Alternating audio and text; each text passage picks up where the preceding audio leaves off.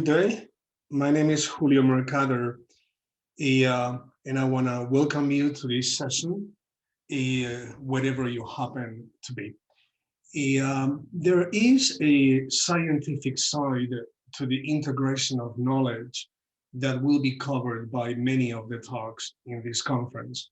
My purpose for this session, however, is to discuss the integration of archaeology with applied research, communities, and policymakers.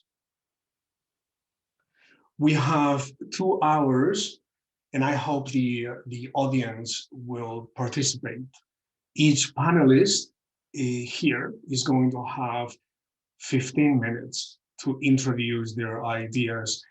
I will be keeping time, and I ask you that you comply with the time limit, please. Kelvin Fella is a PhD student at the University of Dar es Salaam. Revocatus Bugumba is the head of sites and monuments with the National Museums of Tanzania. Benja and Desharone and Meshako Lekiteso, are the leaders for the Maasai Nation at Oldupai Gorge, Tanzania. And myself, I am a professor with the University of Calgary. We can achieve little without your input. Our moderators are in the background. Enter your questions, please, in the Q&A box. And the speakers should remember that the chat line is the one that shows their questions. Now, this is going to be the schedule. Even though it's really early in Western Canada, 8 o'clock in the morning, it is about 5 o'clock p.m. in Tanzania, East Africa time. So let us start, and our first speaker is yours truly. So thank you again for attending. I am an Africanist paleoanthropologist, and for about 3 decades, I've been trying to do a little bit of transdisciplinary research. Over 3 decades, as I said, I had the privilege to study human origins in Africa.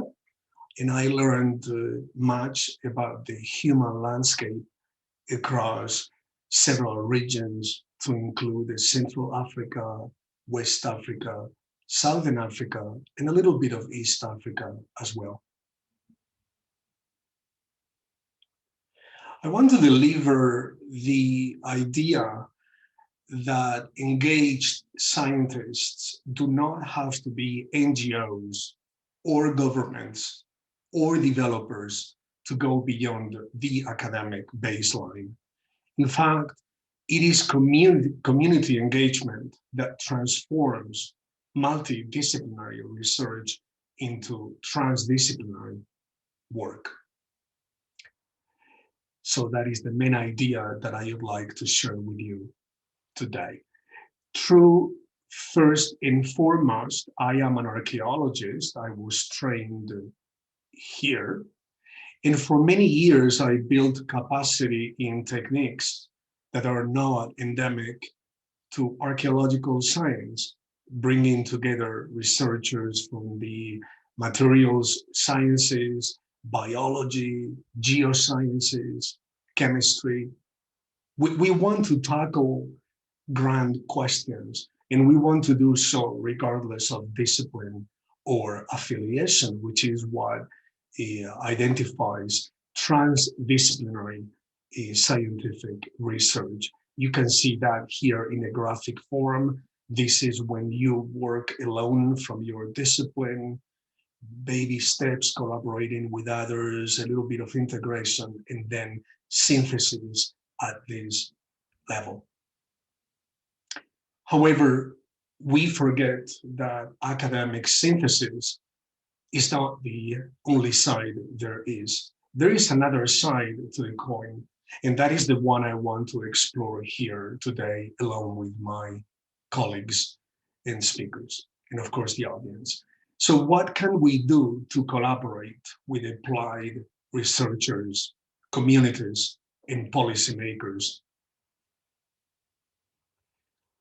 I will use a few examples showing that connections should evolve from the bottom up.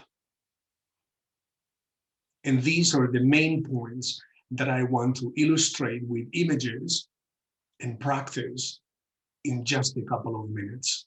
I would say the main points or the agenda from my side, from my practice, are: tell your neighbors about what you do, share progress with schools and universities, build landmarks in the community, transfer infrastructure, show that you care, lead change, help with data management, tap on untapped resources, and remember that scientific and conference papers do not count as dissemination.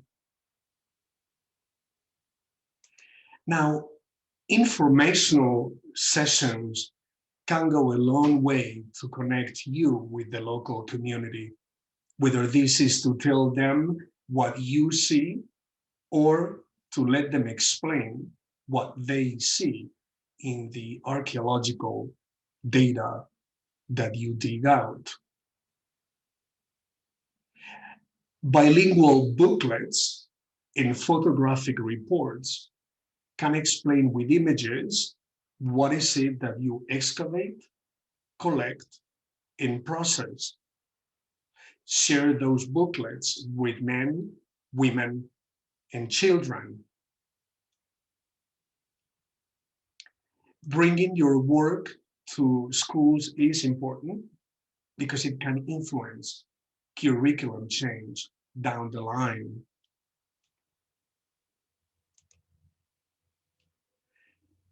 Bringing your results and challenges and plans to higher education institutions and ministries are going to be the baseline for partnerships and future training opportunities.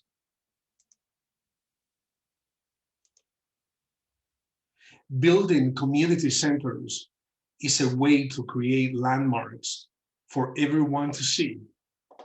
In my practice, I learned that if you strike committees, local committees, to hear the topics that the local population want to see displayed, say in museum exhibits, you don't have to limit yourself to, say, archaeology. For example, for this museum that you can see here, I was in charge of putting together exhibits on HIV testing, even though I am an archaeologist by training. We can also transfer our research infrastructure to local organizations. These are our houses, and they were given to local entrepreneurs and NGOs dealing with AIDS prevention to use them as HQ.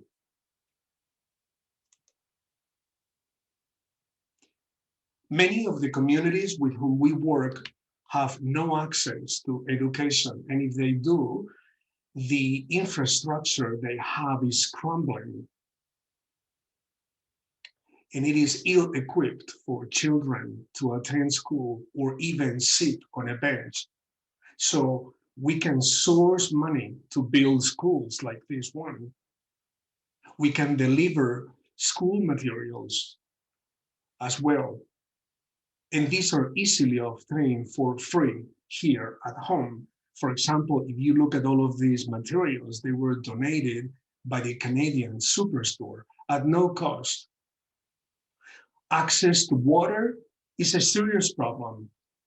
So why not organize meetings with decision makers and local politicians?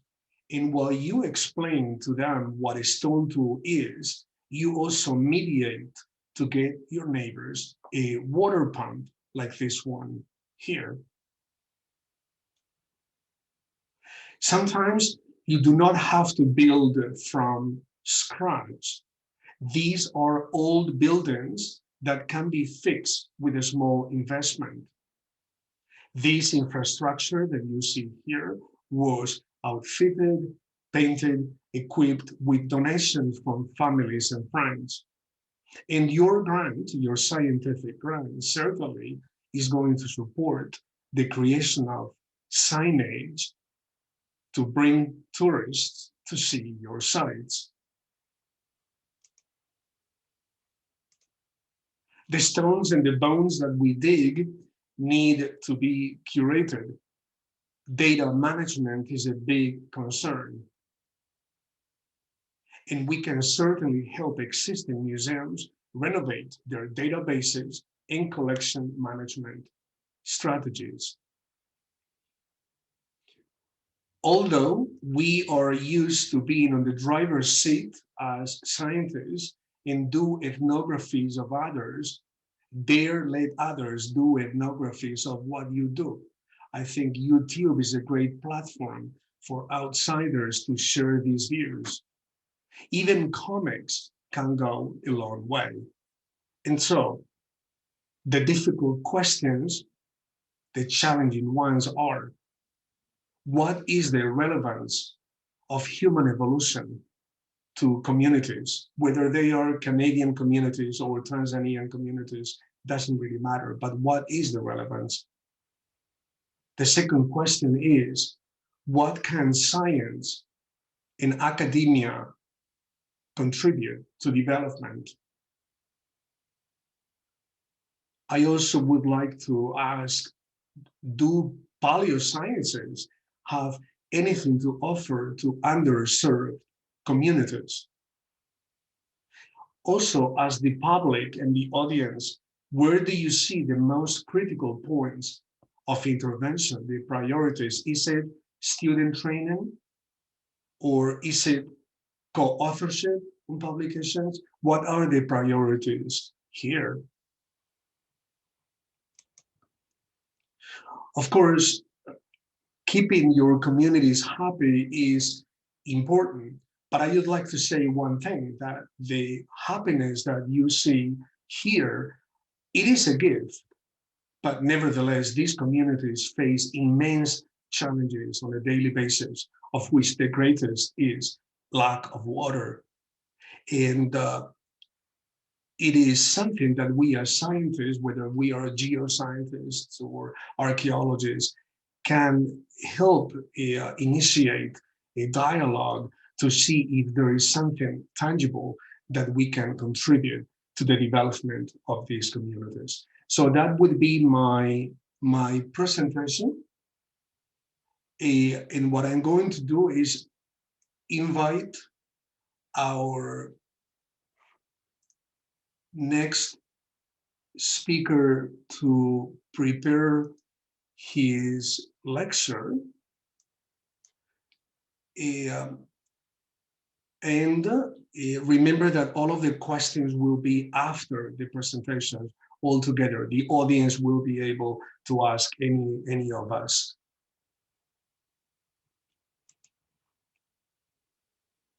Just give me 1 second.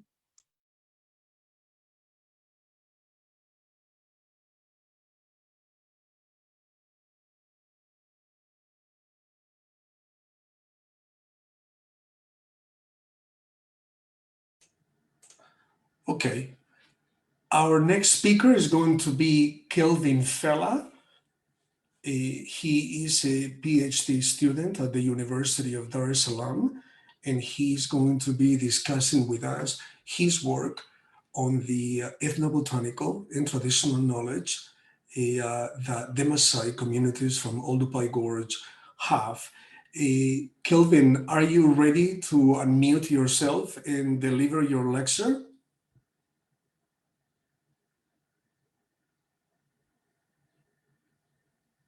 I think Kelvin is frozen.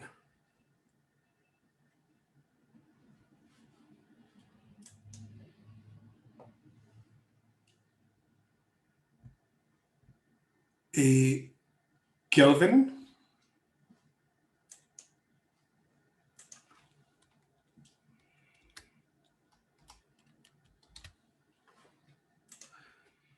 Bear with us, please. We are having a slight technical delay with Tanzania. I believe that Kelvin Fella is getting ready to give his talk.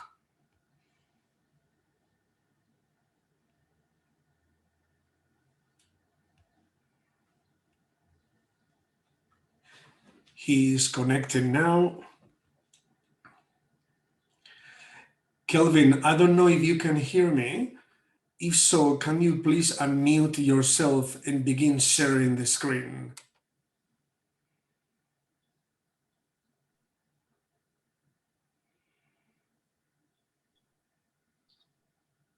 Okay. All right. So welcome, Kelvin. I'm going to let you take over. You can share the screen and talk to us whenever you are ready. Thank you. Okay. Thank you, Prof. My name is Kelvin Fella.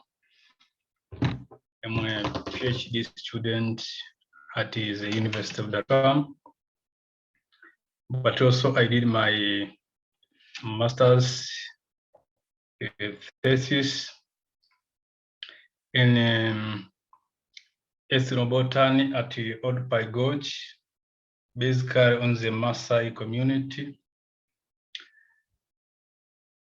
I mean, the role of ethnobotany of the Maasai community in the reconstruction of human paleoecology.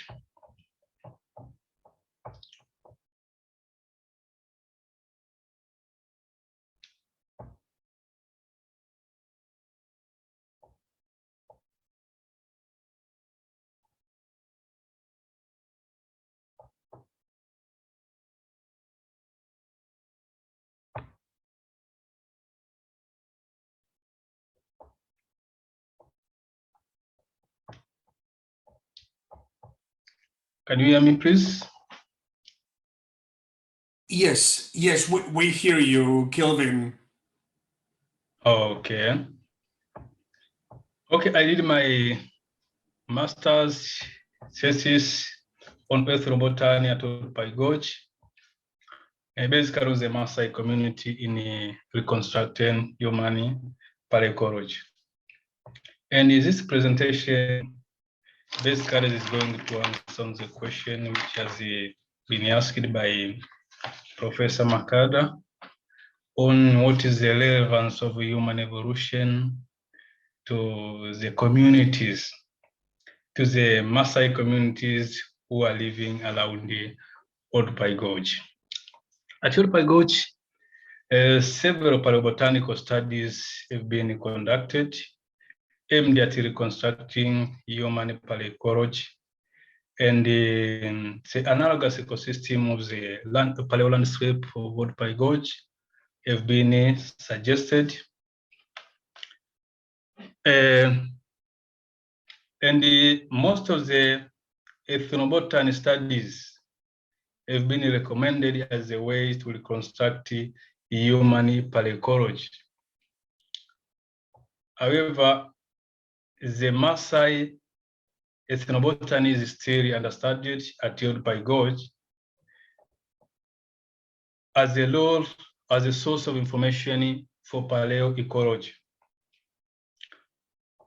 whereby the Maasai have extensive knowledge of the plants around their surroundings, which is not yet being studied, and which can help in the reconstruction of paleoecology.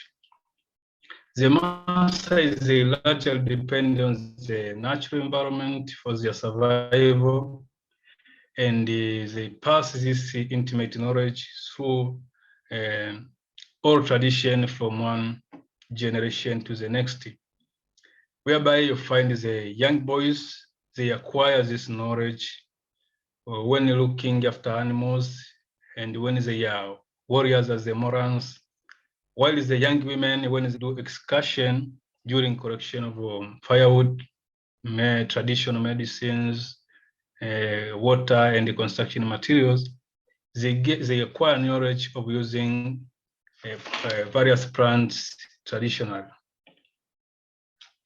The Maasai cultural landscape The Maasai, I mean, during the studies of my master's dissertation, I found about 152 species which are used by the Maasai traditionally. And the Maasai, they have knowledge about the distribution of these plants. They will tell you that this particular species are found in the land, where they mean the Serengeti plains.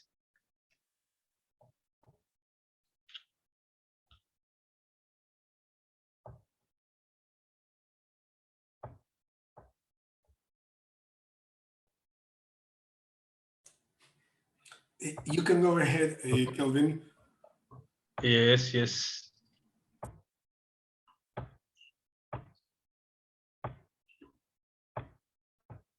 Okay.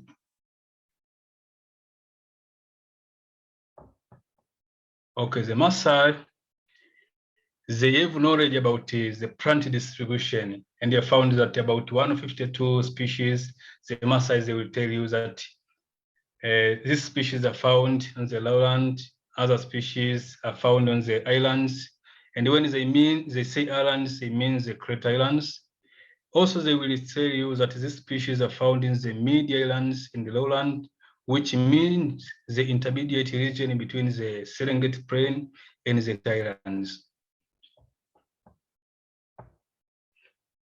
On the Maasai cultural landscapes, also the Maasai, they have, I mean, they name localities based on the widespread distribution of particular plants. When you go to Ngorongoro, around the Maasai region, you will find a place which is called Endimigom. This place is called Endimigom because of the widespread distribution of the plants, which is called Ultimigom in the Maasai names, which is scientifically called Papaya capensis. But you also will find the place which is called Misigio, and there we will find a widespread distribution of the Misigio plant. But also the most famous is the old pie. They call the place old pie because of the widespread distribution of old pie plants. This is a region where the data were collected, showing various local habitats of the Maasai around the Olduvai Gorge Basin, where we find a place called the south and the east of Lake Masek. There is Serengeti grassland, the western gorge, the western shore of Olbalba, and the slopes of the Crete Islands. In the case of Maasai plant use, Maasai community, they depend, although they are known as nomadic pastoralists, but they largely depend on the plants for their survival. They make use of about 152 species, which form 117 genera and 57 families, which are grouped into 156 Maasai names. And about 99 species were used as food, while most other species can be used as medicine, or for personal hygiene, for construction, for firewood, fire sticks, and the like. Therefore, based on this knowledge of the Maasai and the plants collected around the Olduvai Gorge, the local habitats which are occupied by the Maasai today are the analogous ecosystem of the environments and the paleo habitats which were found at Olduvai Gorge around the various stratigraphic sessions, and can be used as a reference, modern reference data set for reconstruction of paleoecology, and it is the Maasai. I mean, the localities which are occupied by the Maasai today can be similar with the localities which were occupied by the hominids in the past. And it is possible that some of the plants which are used by the Maasai today were also found to the hominids in the past.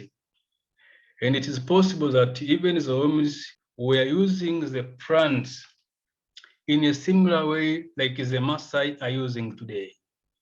So the Maasai ecology of today is relevant to human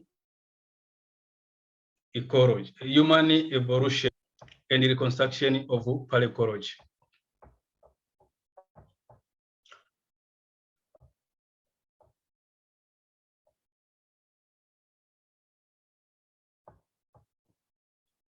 Okay, therefore, this is the end of my presentation. Thank you. Thank you, Kelvin.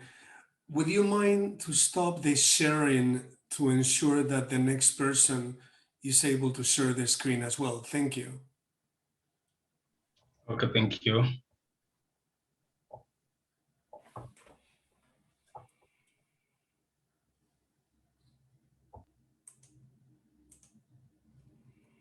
Can you stop the sharing, Kelvin, of the screen? Otherwise, our next speaker is unable to share it. There you are. Our next speaker is Revocatus Bugumba, who is the head of sites and monuments with the National Museums of Tanzania. Bugumba, if you could unmute yourself, then you also can share the screen if you have a PowerPoint or equivalent. So any time is good. I'm going to mute myself and you take over. Thank you.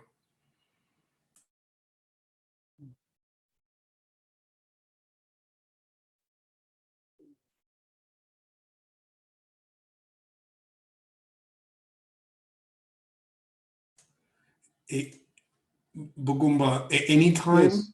any time is good. You may go ahead whenever you want. Thank you.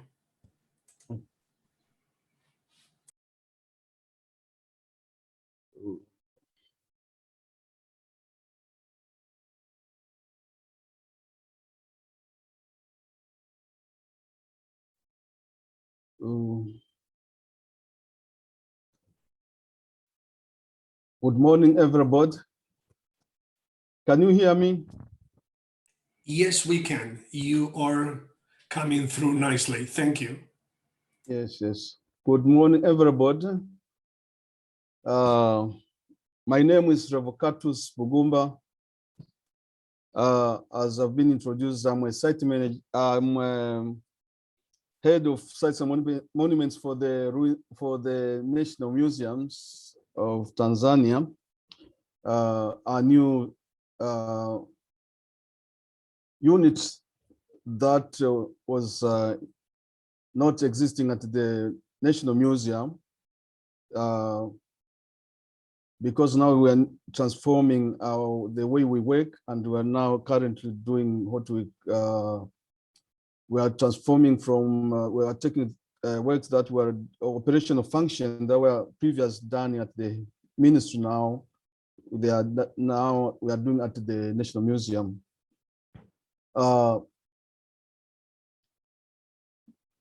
I am an archaeologist. I took my first degree in archaeology, but my master's is in cultural heritage management. I would like to share this presentation because of my experience as a site manager of the ruins of Krakus One, which is a wedding site, where I was a site manager for more than 13 years. And as a government representative to several researchers that are were conducted here in Tanzania. So they give me more experience and knowledge about how the community are engaged in research, and through also leading some of the research proposals, we needed to identify that there are some challenges that have come about through the results of those from the system that are existing in while people are preparing the proposals during the researches and after researches. So that is why I came about to share with you, but particular to the this site Olduvai Gorge, where I've been there for several times. So I'll start with our national policies and legislation that guides us or guides researchers while doing research works in Tanzania. The biggest tool that we use, we have the cultural policies of 2008, which highlights that all research should ensure that communities are involved and communities are participating in those participating even in conservation works. Or the cultural policy also requires us to provide feedbacks and requires to put in place strategies for protection of and utilization of resources of the public interest for the benefit of the communities resulting from those researches. Also, the policies obliges us to prioritize and promote indigenous knowledge. And the other tool that we use is the Antiquities Act, Cap 33 of 2002. And the basic requirements for doing research in Tanzania is that any researcher must satisfy the director of antiquities that he has sufficient scientific training and experience to carry out research satisfactorily. Also, he must have staff and financial resources and other resources that would assist him or her to do the research successfully. Also, he must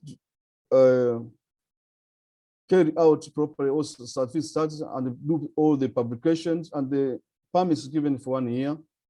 And he is required to seek a consent of the owner of the land, and also take all reasonable measures that will assist in preservation of the findings and other conditions that deems fit for the directors of antiquities, that the directors may put other conditions for the person who is doing the research.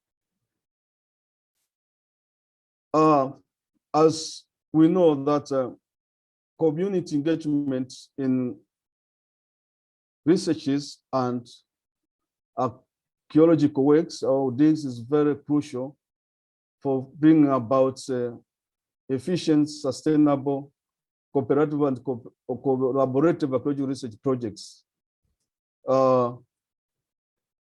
But what I've noted as a site manager and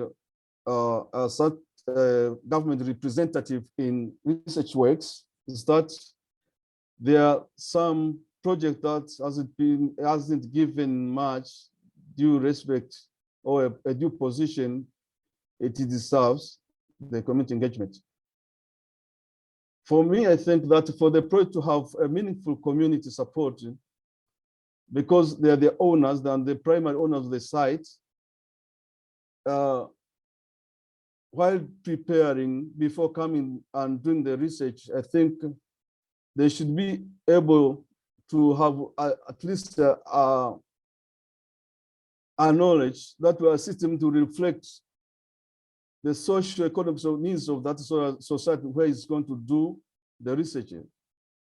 And most researchers or proposals are actually not transparent. So there's a need of transparency in everything a researcher does, that would assist him to have a mutual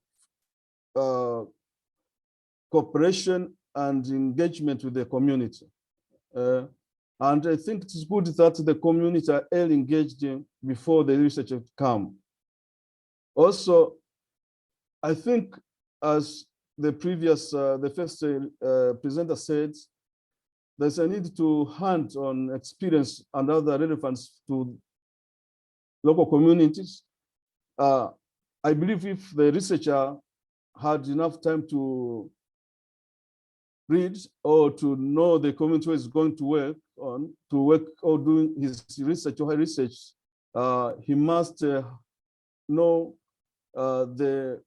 what the community lacks and what the community needs, where it's going to work.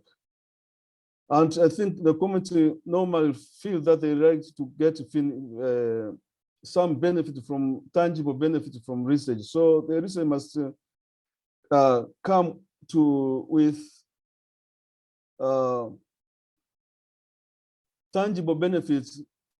Could be quick tangible benefits like small work services, small needs like school needs, books, if in case they are not found over there. Also, I've noted that it's good communities should get the simple feedbacks on the research findings. Many of local communities always say that we see people come to our sites, but when they go to their home, they never come back with the information or the feedbacks on what they have found. So it's good to come with simple information like brochures or some simple exhibition that will show that what they found of this thing. On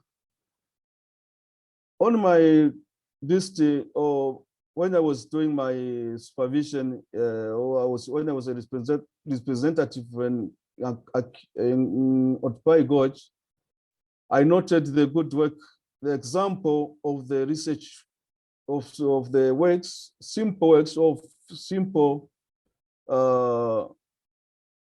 community work that were being done there, like that giving simple books or assessing the needs of the local community and giving them small like books to primary school, that which is a good thing. Understanding also the researchers understanding the indigenous knowledge on how they use and the function of the medicinal plants for the local Maasai, which is a very good thing. And sometimes it's good also to engage and sharing research results with the Maasai indigenous community, which was a very good thing. But as you would see, there are some gaps while doing those engagements. What we noted, that's our legislation. We don't have a national guidelines and strategy for local community engagement in archaeological research to bring about sustainable partnership between the researchers and local communities. Also, I saw the research goals are be determined by researchers. So when they go there, they just follow what they have already written and what they want to, the goal they want to achieve. Even in most cases, the research goals do not reflect socioeconomic needs of the society because they didn't read or they didn't study previously local needs. Also, and a strange thing that some research they don't see that all local communities are owners and custodians of the heritage sites. For instance, I asked some of the researchers in Occupy, what do you think the role of the Maasai? What do they think the Maasai? What's the role of the Maasai at the Occupy Gorge? They say the Maasai, I think, they don't have many skills, and the Maasai, they take Olduvai Gorge as just a place for grazing and not a place for research. For them, Olduvai for the Maasai is like a grazing place, which is a misconception and may be biased perception about the local community views on the importance of the heritage like Olduvai. Also, some of the engagement like archaeological digs are not well imparted. I asked them why they don't give them chance to do archaeological digs. They said, oh, Maasai are not used to work. They are not used to do hard works. So we have to hire people from places like Karatu and other places. And also they defend saying that they have, we have limited resources and limited time. So we need to have people who are used to work hard work. So, but what I recognize research, it's not true that the Maasai people could work and do digs like other people around Ngorongoro. So the tangible benefits are not clearly seen, as I said before, and there are no simple feedbacks. In conclusion, I think that I would like to conclude that, yes, we know research is a very important vehicle in recovering and understanding where archaeological resources are, their variety and the significance, not only to the local community, but to whole humankind. The valuable information we gather through research undertakes is really useful for planning and bring about sustainable management of resources. On the other hand, the local community who are the prime owners and custodians of the site will be placed at the forefront of any research planning processes.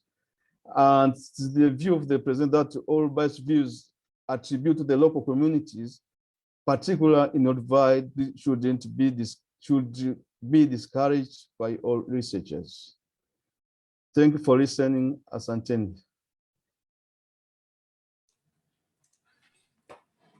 Thank you very much, Bugumba. That was a very good talk, and I really enjoyed the comments, the messages at the end of your talk. I hope that we get an opportunity to discuss them more after the last presentation. Bugumba, can I request that you stop sharing the screen so that we can move on to the next talk? Thank you. Thank you very much. The next presentation is going to be pre-recorded.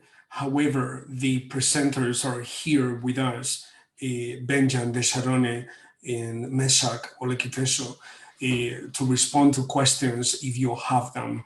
So with this said, I'm going to ask our moderator to please play.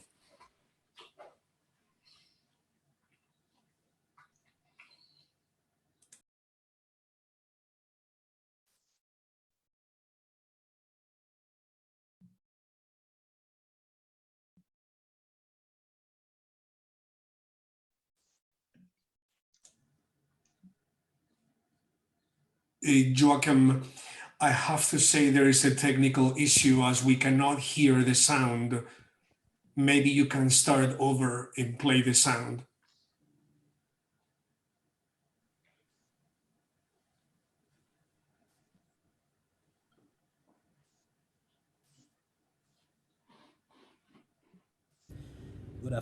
Good afternoon. My name is Abdallah Mohammed. I'm here with our colleagues from Olduvai Gorge, Mr. Benjan Desharone and Mr. Meshach Olekitesho. They are the citizens from the Olduvai Gorge, where we are doing different activities concerning archaeological researches. They are the ones who are welcoming various researchers from different parts of the world, and we would like to see or to hear their concern about their daily life along the gorge and with regards to other researchers. Bwana Benja, sisi tulikuwa tunahitaji kujua nyinyi kama wakazi wa bonde la ufa la Olduvai unawachukuliaje watafiti mbalimbali wanaotoka sehemu tofauti za dunia kuja hapa katika bonde la Olduvai na kufanya tafiti hususan tafiti za arkeolojia, nyinyi mnawapokea katika mazingira? Kwa majina ninaitwa Benjamin. Niseme tu kwa nafasi ya wanaofanya utafiti wa archaeological, watafiti wote wanabidi wakaribishwe katika bonde la Olduvai, kwa sababu tunaona kama ni usinduzi wa kusaidia watu wote wawe na maoni ya vitu vinavyofanyika katika hiyo bonde la Olduvai. Asante Benja, na nilikuwa nataka kujua, ni vizuri, tunashukuru mmekuwa mkikaribisha watafiti kutoka sehemu mbalimbali duniani kwa ajili ya kazi hizi za utafiti wa arkeolojia. Tunaweza kujua labda mnakumbana na matatizo gani katika maisha yenu ya kila siku hapa Olduvai? Ya kwanza ni matatizo wakati wa ukame, kwa sababu upo kwetu ni eneo ambalo halina maji. Kwa hiyo matatizo ya kwanza ni maji, kwa sababu hakuna hapo katika haya maeneo ya Olduvai. Kwa maana hiyo, maji nyinyi kwa upande wa eneo la Olduvai mnachukua wapi, yani ili muweze kupata maji? Ni sehemu gani ambayo mnapata? Ni umbali kiasi gani labda mnapata maji?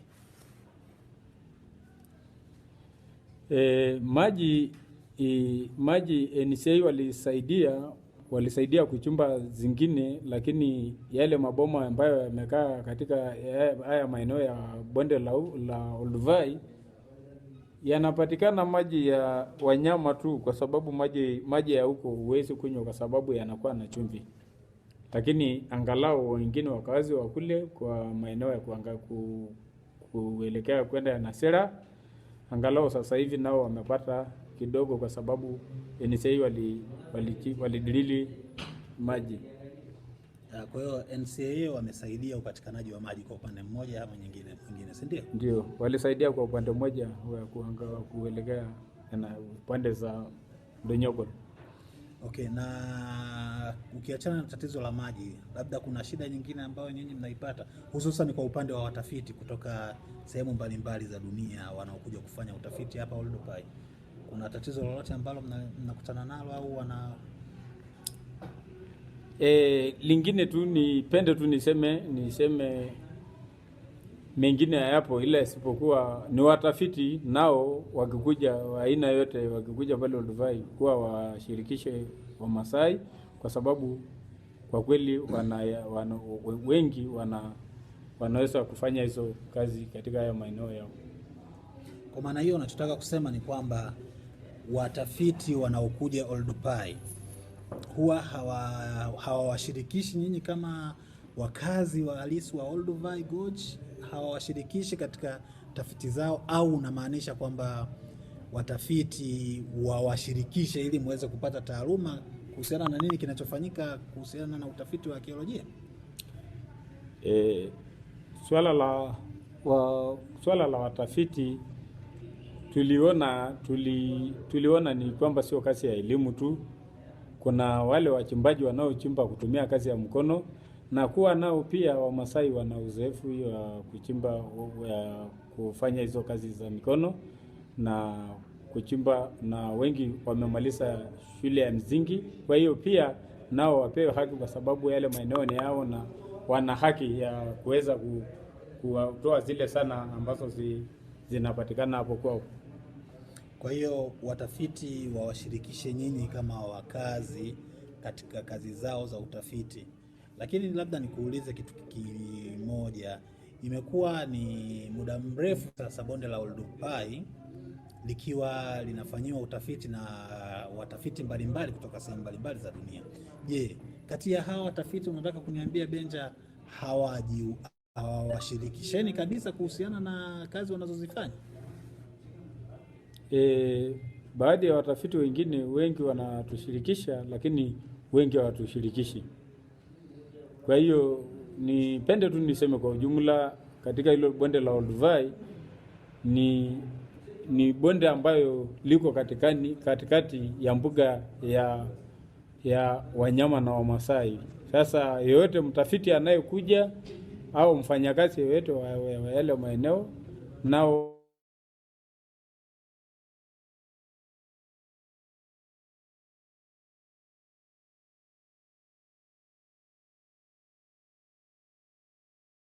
Wamasai wapewe nao Meshaki Ole Kitesho naye nilikuwa nataka kujua anazungumzia vipi kuhusiana na tafiti zinazofanyika za arkeolojia hapo Oldupai.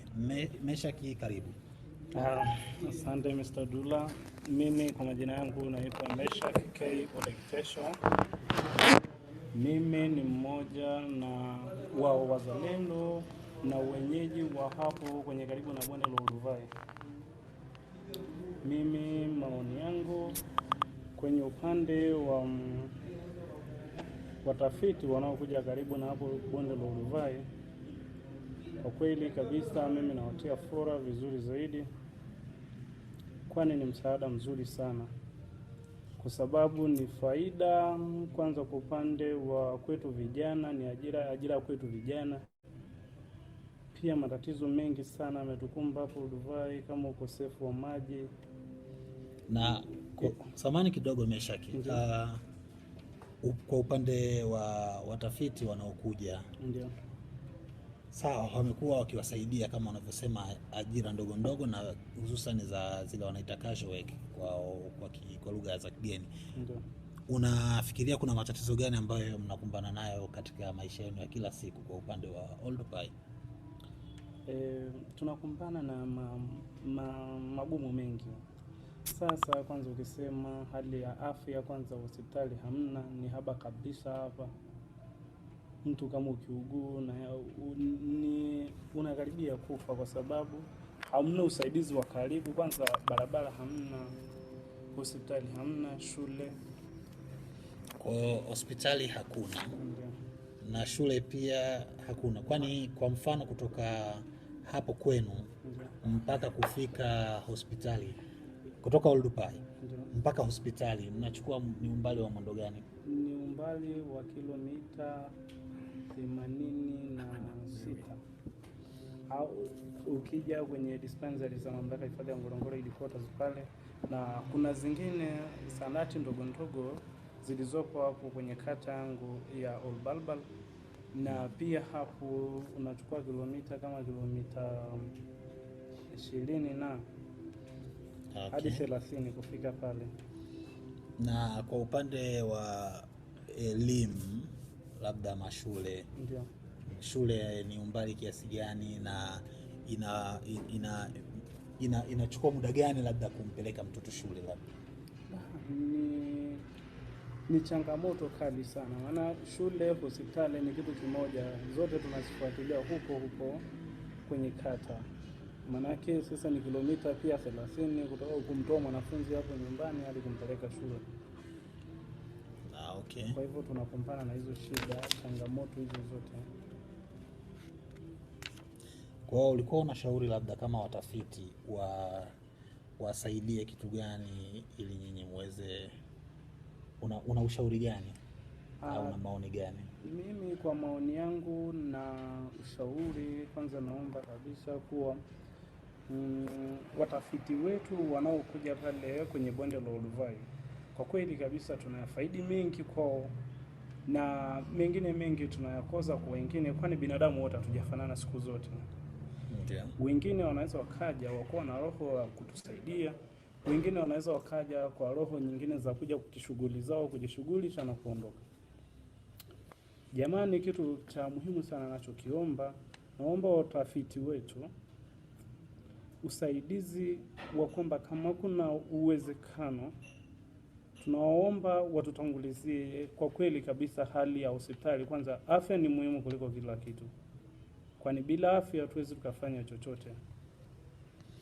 Okay, kwa hiyo kwa upande wa utafiti unazungumziaje? Kwamba kuna mtafiti anaweza akaja akafanya tafiti zake asijihusishe kabisa na Wamasai wakazi wa eneo la Oldupai? Hapana, kwa kweli kabisa na washauri wote wanaokuja pale, na waomba tuwe na umoja, kwani umoja ni nguvu, tengana ndio udhaifu. Kwani sisi pia tukiwepo pale kwenye maeneo yale, Wengine huweza wakaja wakutuharibia maeneo ya pale, na tunaweza tukakorofishana vibaya, labda kwa sababu hatujafanana wote, na wengine wanaweza wakaja wakuwa na roho nzuri. Hivyo basi naomba wote tuungane na tuwe kitu kimoja ili tuweze kumudu maisha. Asante sana Benja, asante sana Meshak. Nafikiri tutakuwa tuna nafasi ya kupata maswali na kutoka kwa washiriki mbalimbali wa mkutano huu, na tutaweza kuyarejesha kwenu ili tuweze kupata majibu. Asante sana, nashukuru sana.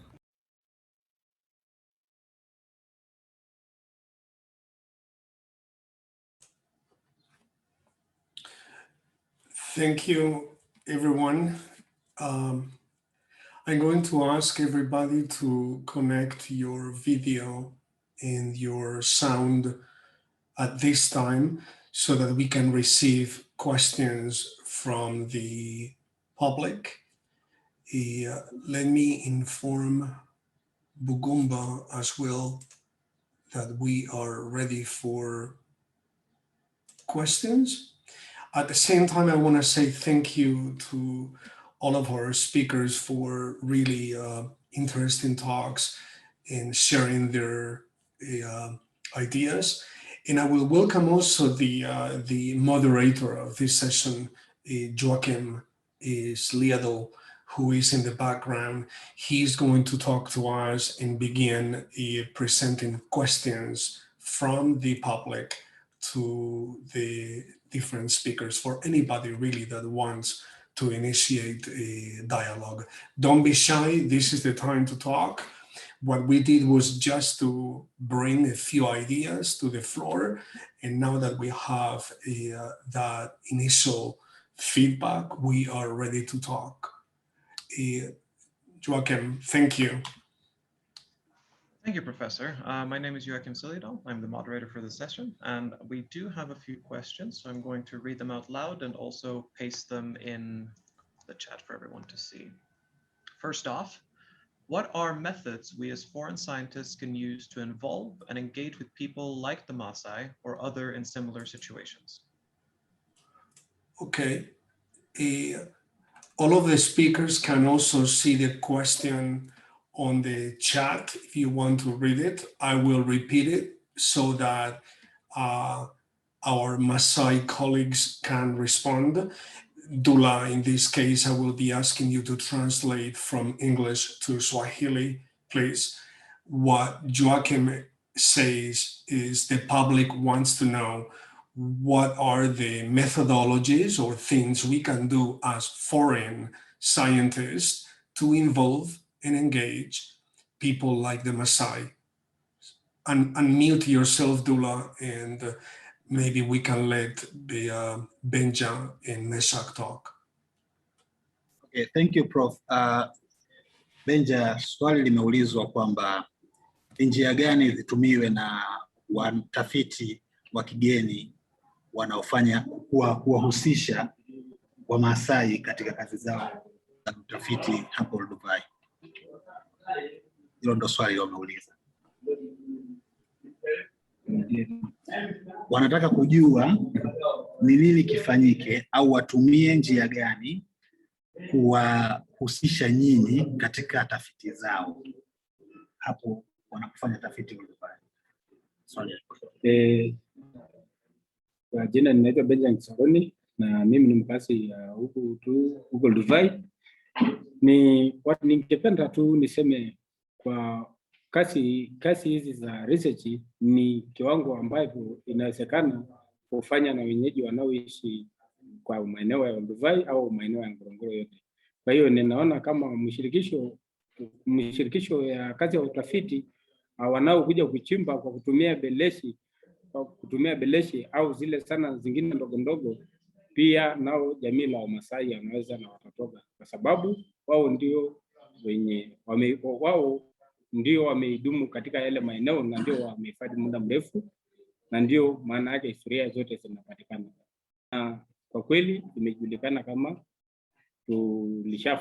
tulishafanya kazi muda mingi na hawa watafiti kutoka sehemu mbalimbali tukaona kwamba tunajua, kwa sababu kama tungekuwa hatujui tungetolewa nje, lakini sasa tunaona kama Wamasai wanaweza. Okay, what he's responding is that different researchers should involve them because they are the one who are familiar with the place and they know how to do archaeological activities. For example, using the spade and other small tools for excavations. They have been doing that with different researchers, and in case they could not be doing or knowing anything about how to do archaeological works, other researchers could not hire them conducting those research. So they are requesting researchers to involve them in that way. Thank you. Yeah. Dula, would you like to convey the same question to our other speaker and see if he also has an opinion about it? Meshak Olekitesho, please. Okay, Meshak, swali umelisikia kwamba wanataka kujua ni jinsi gani mnaweza kuhusishwa katika utafiti wa arkeolojia na watafiti mbalimbali wanaokuja pale Olduvai. Asante sana kwa swali lako, na nipende kutanguliza kwanza kwamba mimi naitwa Meshak Olekitesho, na mimi naona yani wengi wao kuja na kutusaidia, na tunaweza kwa kuwa sisi ni watu wa karibu na pale, wengine kuja pale tunaweza tukaonana pale kwenye maeneo ya pale husika, wengine kuja na vikao ambavyo wanajua labda mtu mmoja au watu wawili, na wale watu wawili au mmoja tunaambilizana hivyo, alafu tunakaa pamoja na kuongea ni vipi namna ya kuweza kuunda umoja na tusaidiane. Okay, the way he's responding is that them as the familiar persons around the gorge, other researchers, once they get there, they approach one or two of the Maasai, then they get informed, they inform their colleagues and see how they can be involved to work together with those researchers who are around the gorge. Thank you. Thank you. Joachim, would you like to proceed with our second question, please? Certainly. The next question, I will copy it for everyone to read as well. How about the samples or specimen collected from the sites? What does the policy say about them after the experiments are through? In my opinion, this would be a very good question for Bugumba, as he is representing the National Museums of Tanzania, which is also part of the ministry that is in charge of these processes. Bugumba, could you please unmute yourself and address the question of samples and specimens that we archaeologists collect? What does the policy say about what to do with those samples when the experimentation and the analysis is over? Thank you. According to the Antiquities Regulations or Antiquities Act, and we have also rules for collection of all archaeological materials, any person who has been, who has collected, who has finished his research, he has to get a export permit from the Director of Antiquities, and that permit has all the conditions for particular artifacts or the specimens he has to transfer, but he has to get all the permits. There's antiquity permits. Also, there's permits from the Ministry of Mineral Resources. So all those permits spirits clear what the research must do. But regularly we give them 1 year, and then he can renew it. And when he finishes, if they are not perishable specimen, he has to return them back to Tanzania. As we know, we don't have good laboratories like in Europe.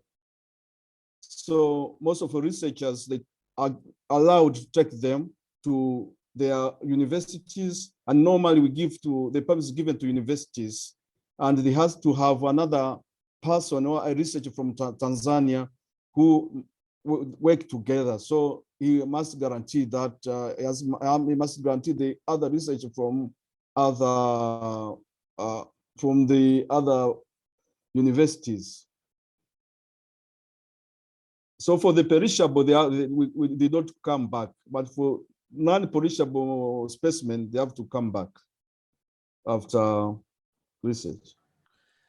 Thank you, Bugumba. Joachim, would you like to read out the next question, please?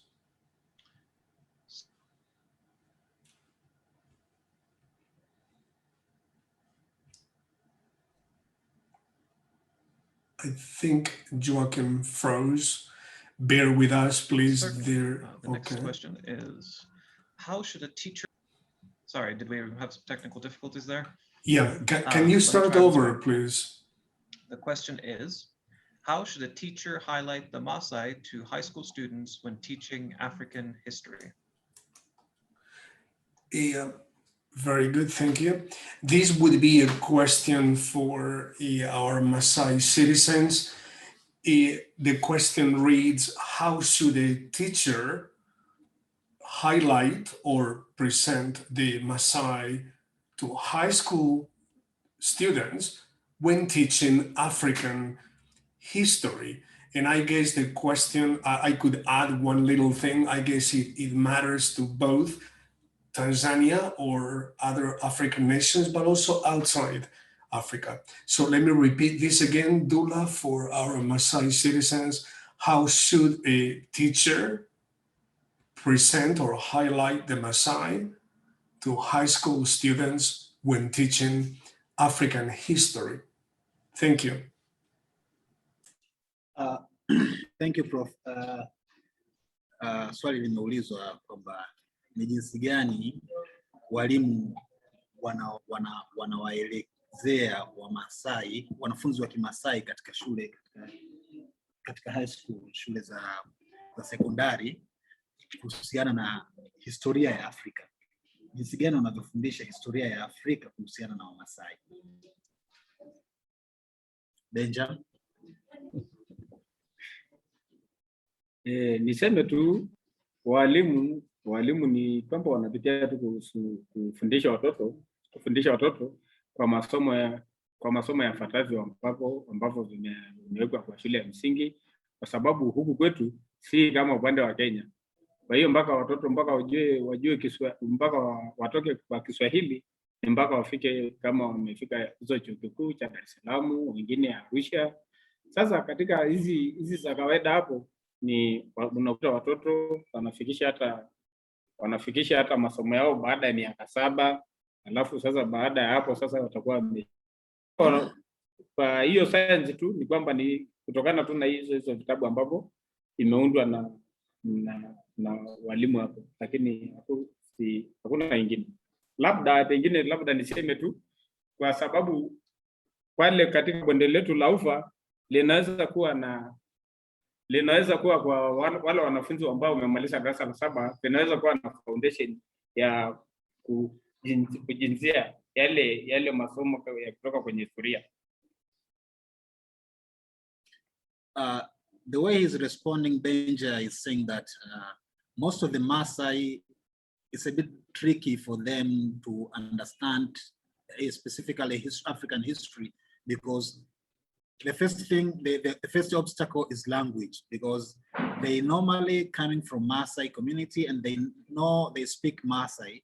From Maasai to English, then from English from Maasai to Swahili, then from Swahili to English.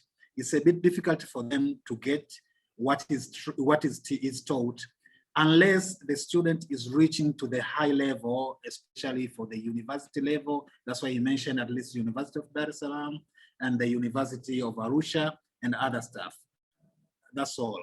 I'm posing the same question to to Meshak. Meshak, unafikiria Wamasai wanakuwa wanaelewa vipi kuhusiana na kinachofundishwa? Wamasai walimu wanaelekeza vipi kuhusiana na historia ya Afrika kwa jamii ya Kimasai? Asante sana. Uwaga hapa Tanzania kama kawaida tunaanza darasa la kwanza hadi darasa la 4.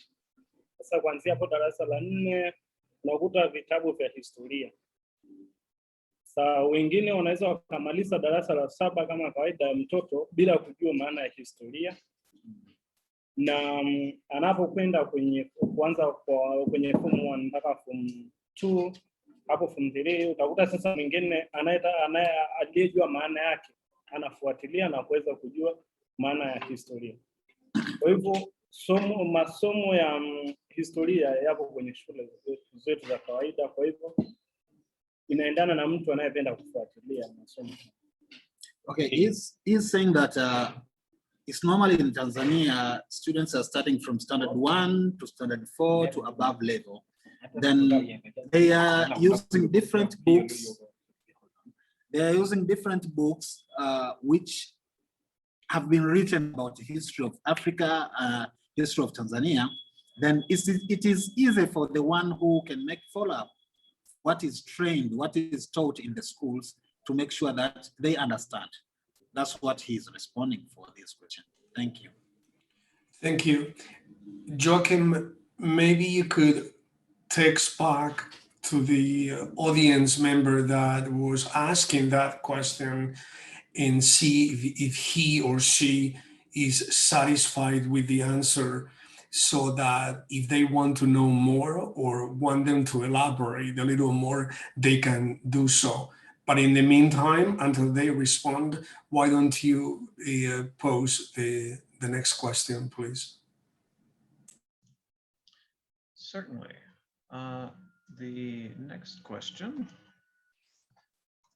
is, what does organizing a field season at Oldupai Gorge involve, and what does a normal day of work look like?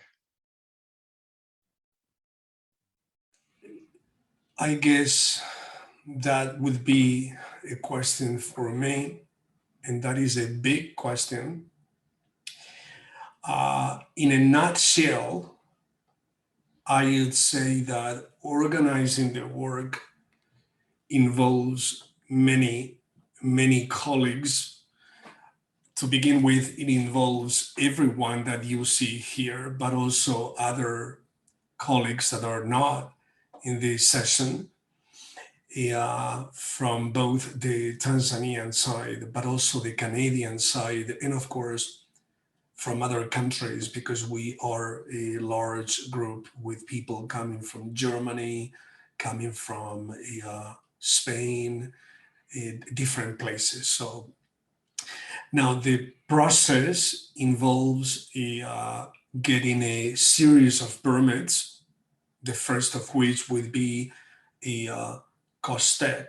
COSTEC is the body that in Tanzania has to authorize all kinds of research, doesn't really matter the field.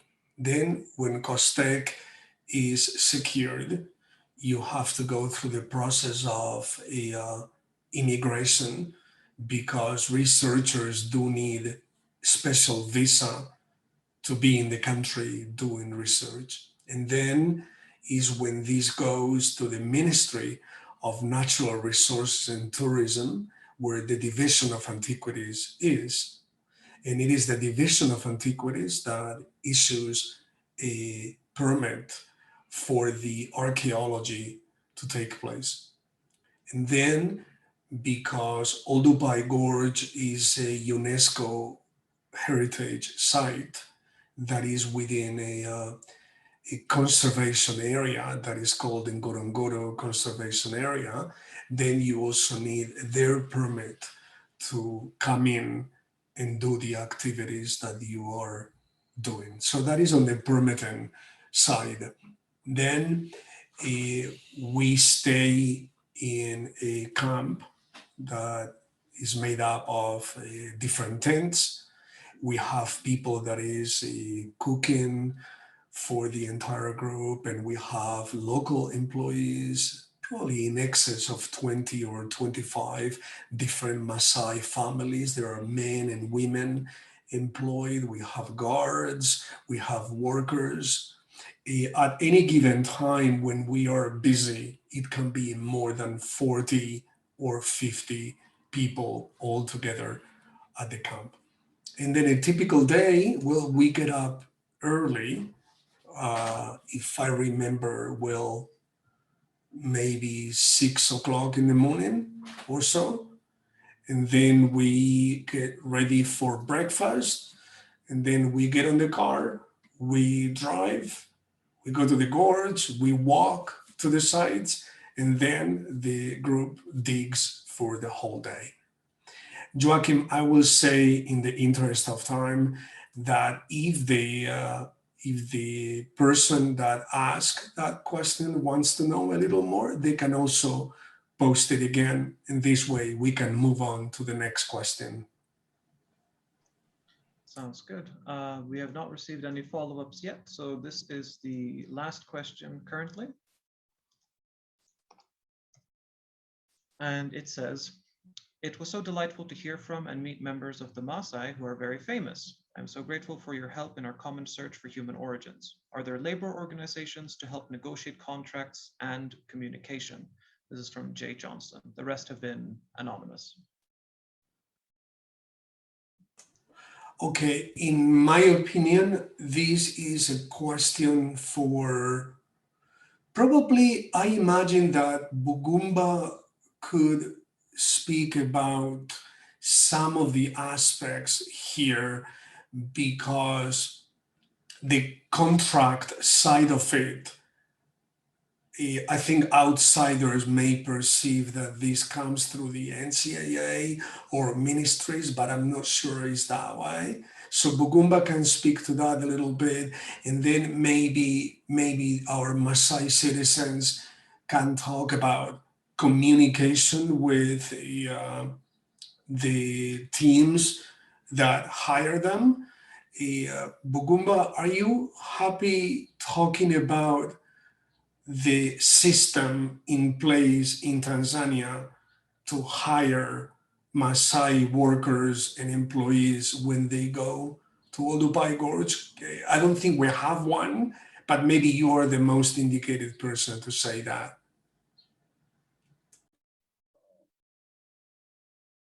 Thank you, Julio. In actual fact, we don't have, as I said before, the actual guidelines for who should work there. But everything has been allowed to the researcher himself, though the policy encourages, as I said before, the participation of the local communities, meaning that we want to make them, they're the part of the place and they should feel the part of that place. But we don't have any guidelines that compels the researchers to hire the Maasais. But by just, I would say that by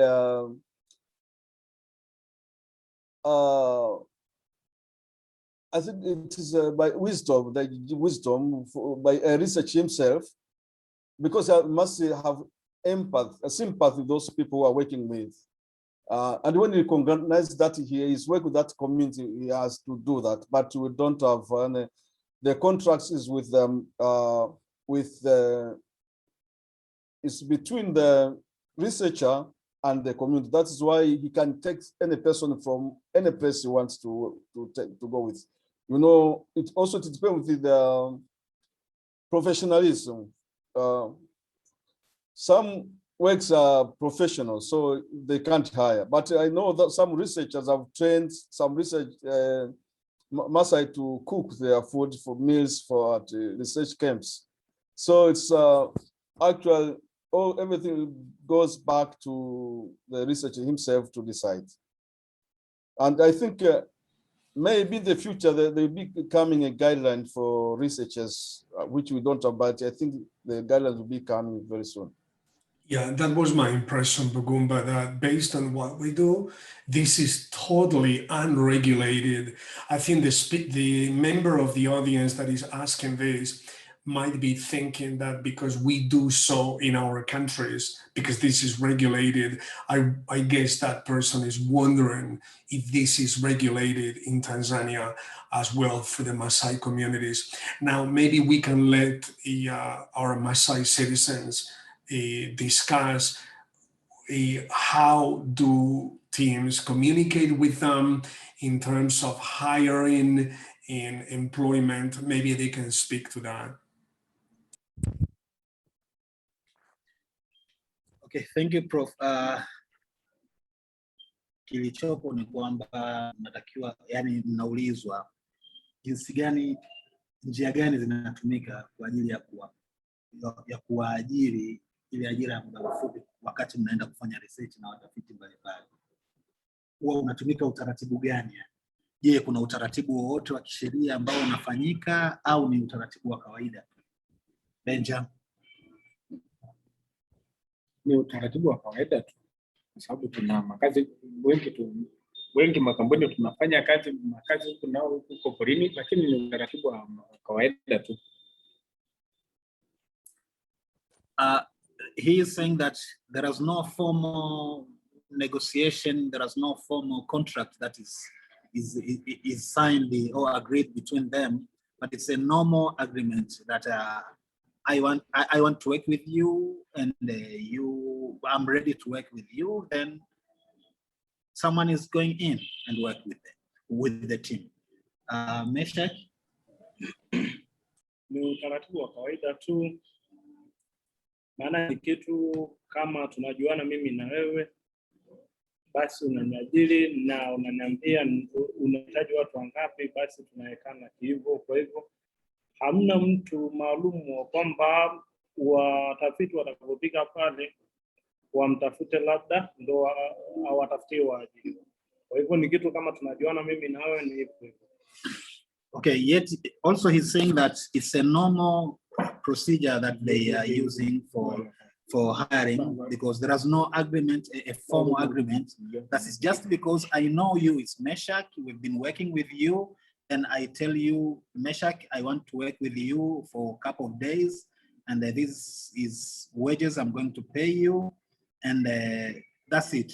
But there is no a specific person that I want to hire the Maasai. I'm going to talk to him, and he's the one to search for me those Maasai to work with them. No, that procedure is applied. Thank you.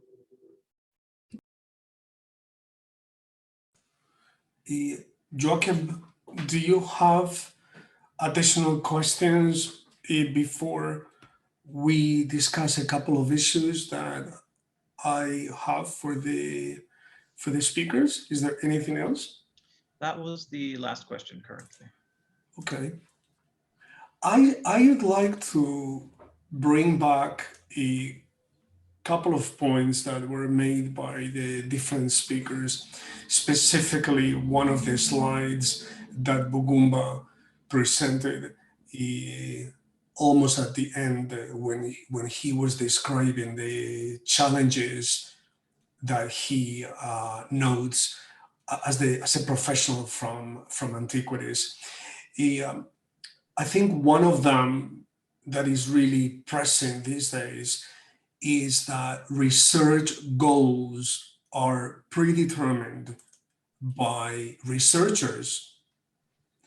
And so my question for discussion would be, as the head of antiquities, of the sites and monuments within antiquities, how would you change this? Because if we are noticing these problems, is with a hope that we can discuss a change or a solution in the future. So how do you recommend, Bugumba, that the research goals are inclusive of what others you would like to see investigated. Can you address that point, Bugumba?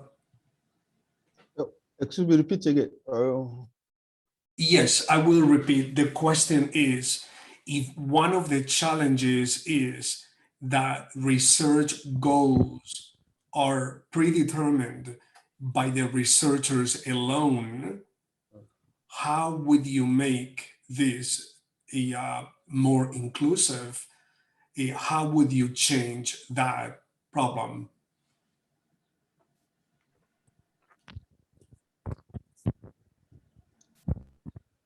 Thank you, Julio.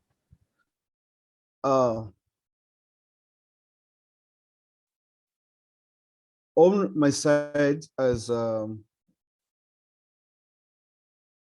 professional, also as I'm working with the government institution, I think this is a thing that needs mutual understanding or mutual agreement between the researchers and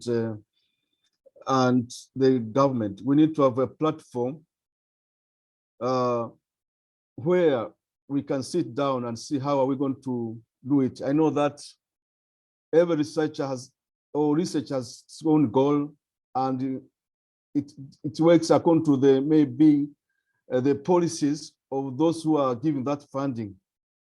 So it's a big challenge to put it, but because we face it not only in Olduvai, in many sites like in Kilo where I've been working, when they see researchers come and go, they just ask them questions, they dig and go, they come and dig and go. So for the local communities, they see that it's as if the researchers, they get a lot of profits from what they do there.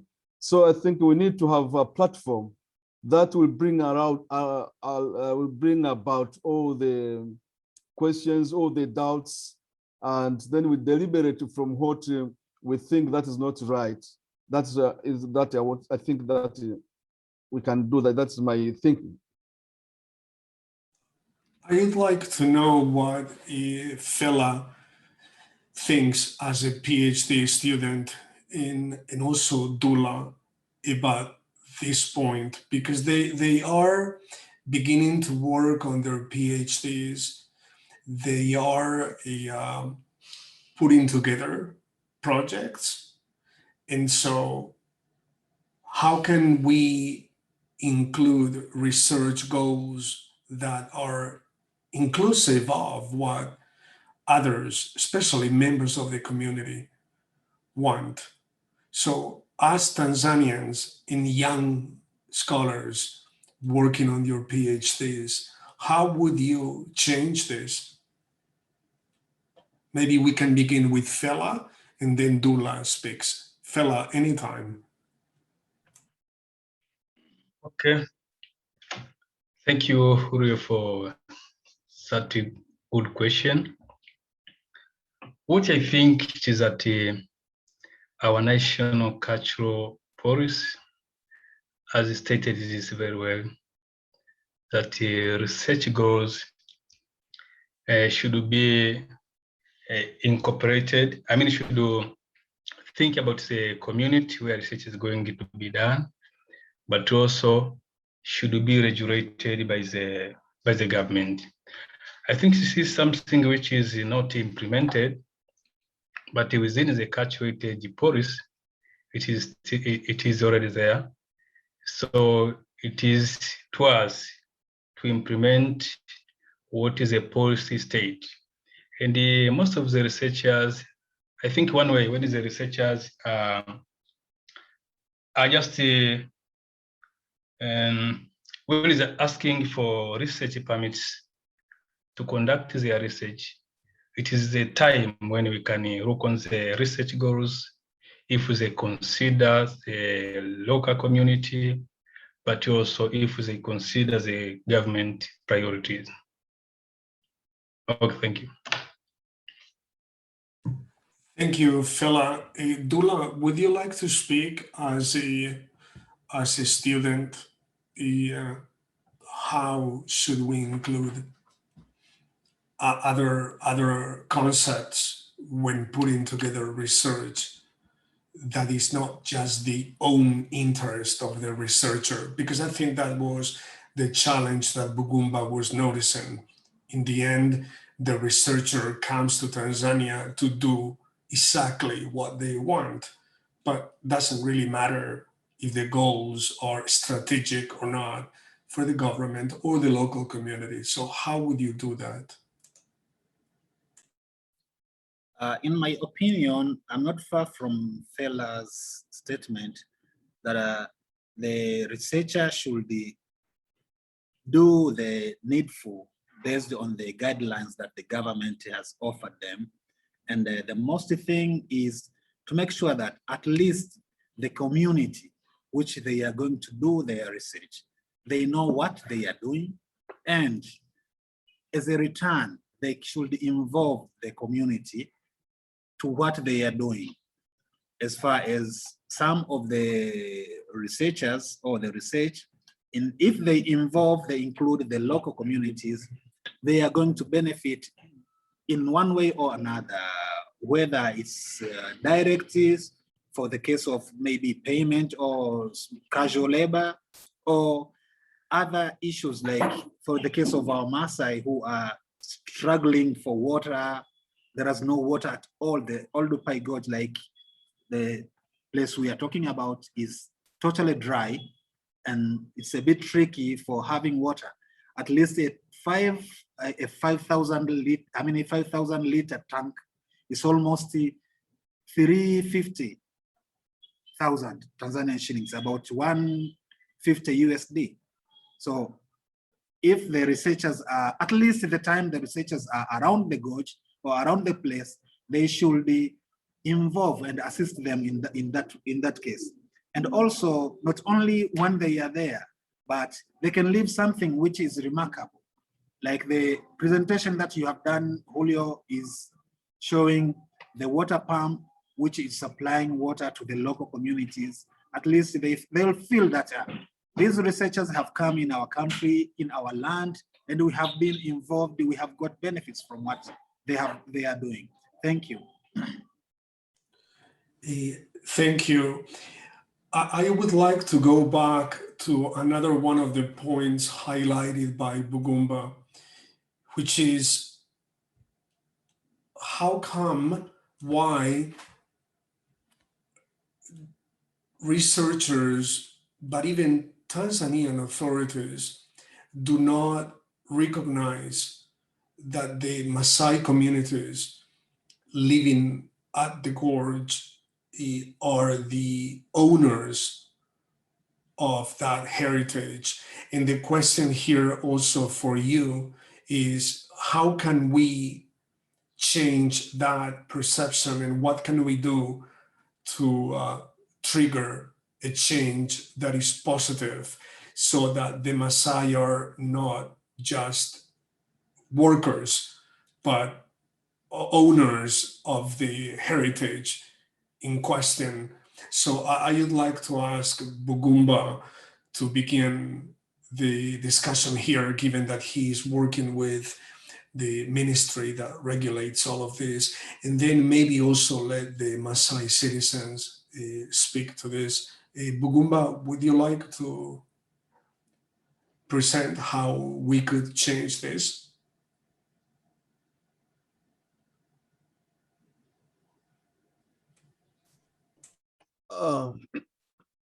Thank you, Julio, for the question. From what I know, the government have never alienated the Maasai, saying that they are not the owners of the place. They recognize the presence of the Maasais from Udvai up to Laitol. The hosted, if you read my paper, they are the owners, because normally heritage is associated with the people who are around. But what's happening is the perception of some researchers that the Maasai have come after, but whether they came after, but they are there. they are the owners of the site because they are the custodian, the first custodian of the site are the Maasai. Yeah. So those are the perception of that. But to call what I know, I've been working with them. That's why we think that they have to be engaged because they are the first and prime custodian of the site. Because you researchers go and come and go, but who remain, who do the works there, who take their cows or do the work, who guides or keep your marks or anything over there, what is left there, they're the Maasai. And the good thing, they are not destructive people.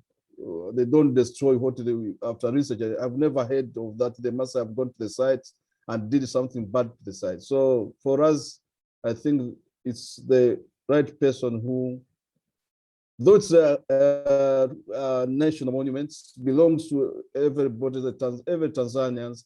It's a word that belongs to the whole world. And all it belongs to all researchers, but the primary custodian, the Maasai. Thank you. Dula, could you convey the question to Benja and Meshach regarding how, on the one hand, they are the custodians of this heritage, but on the other, in reality, they have no power over that heritage. So can they speak about the idea of the Maasai as custodians of heritage? Okay, thank you, Prof. Benja, swali linaulizwa ni kwamba ninyi mnajichukuliaje, yani mnaonaje kuwepo kwenu pale Olduvai kama wamiliki wa eneo au wa ule urithi, yani wa yale material yanayopatikana pale Olduvai? Je, mnafikiria kwamba mnachukuliwa kwenye uzito sahihi kwamba ni kweli nyinyi ndio wamiliki au mnaona katika position gani? Kwa Olduvai, yani pale mnapoishi, yani vile tunavyovifanya material tunayoyachukua pale Olduvai, si bado yapo na yanaendelea kuwepo? Je, nyinyi mnafikiria kwamba mnachukuliwa kwa uzito wa kwamba nyinyi ni wamiliki wa yale maeneo wa yale material au mnaonaje? Okay. Niseme tu hayo tunayajua kwa sababu baadhi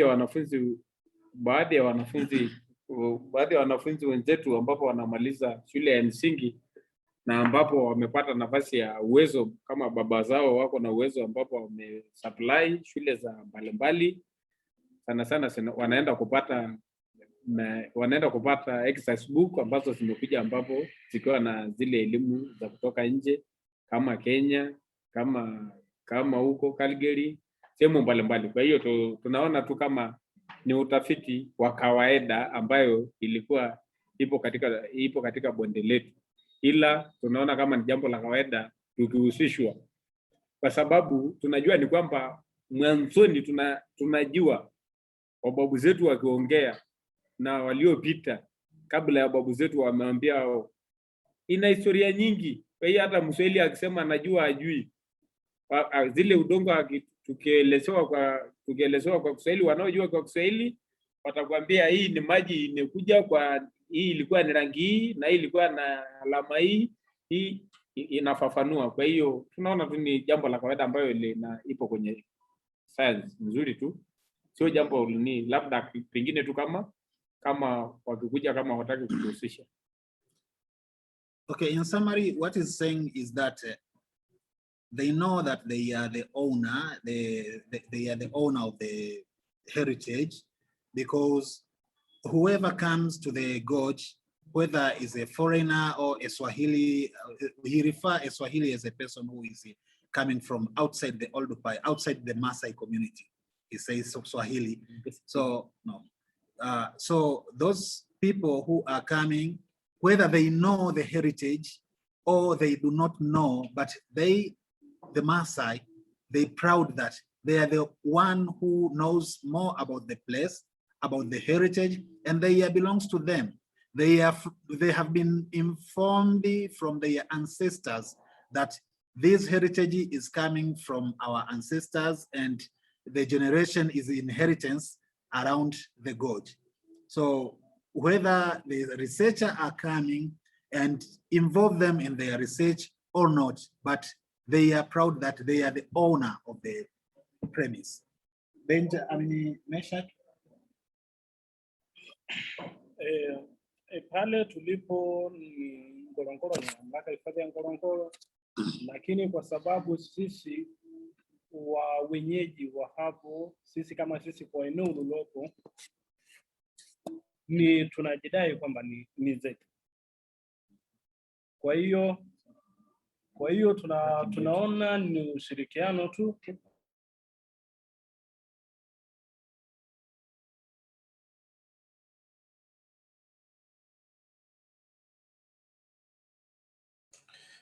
Bear with us, please. I believe there is a small technical problem from our colleagues in Karatu.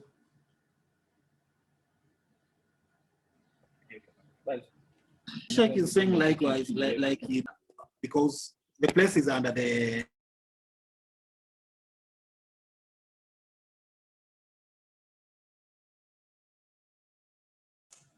Dula, you're muted. If you need to finish what you were saying, can you unmute yourself?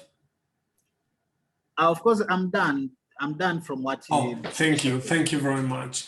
Now, I would like to ask Bugumba, really all of you, do you have other questions or issues that you want to bring to our audience before we finish? We have, let's say, another 10 minutes or so. So anybody is welcome. So do you have concerns or anything you would like to say?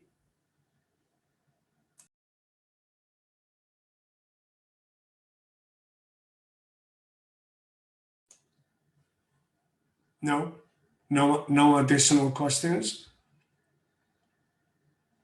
Okay. So if there are no additional questions, I want to say thank you very much to all of you. This was really fantastic. I am very happy to see all of you because I haven't seen you in a long time because of COVID. And I just hope that things will change soon and that we are able to see one another in person at some point. So please say hello to your families and friends. And I really thank each one of you for the effort that you put into completing this successfully, despite the challenges involved in organizing a conference like this. So thank you very much. I will now ask you to disconnect and see you soon. Thank you. Bye-bye. Bye-bye. Asante. Bye-bye. Asante sana. Bye-bye.